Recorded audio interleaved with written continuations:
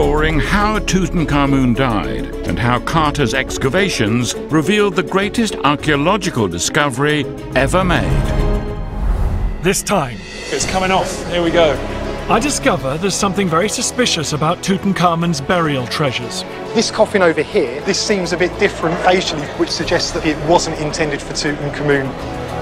I examine the astonishing items that may well have been used in his mummification. We think that this was tied into Tutankhamun. So I'm holding something that's been in somebody's dead body then? Yes. And I'm the first person to see brand new 3D scans shedding fresh light on the mysteries of Tut's tomb. Tutankhamun's burial was very much rushed. Someone wanted him to be buried very quickly. Well, my Strictly days are not over just yet. No, Joan. So join us as we count down the final days before the death, burial, and rediscovery of Tutankhamun.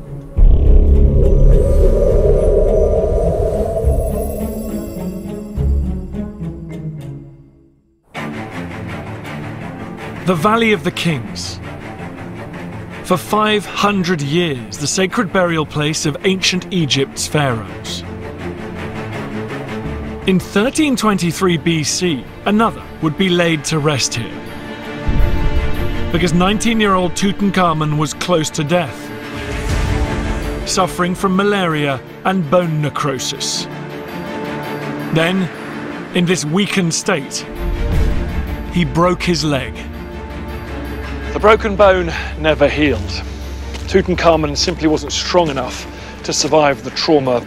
Chances are the wound would have become infected and he was unable to fight it off.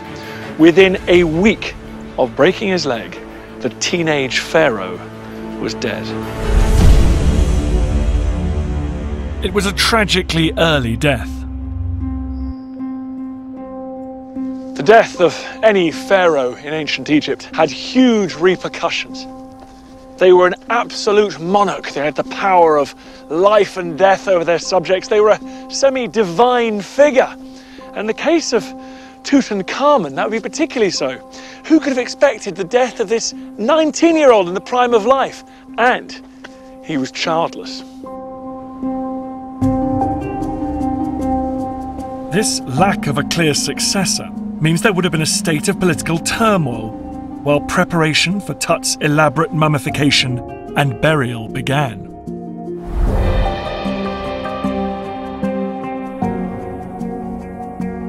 And it's thanks to that process that over 3,000 years later, I can meet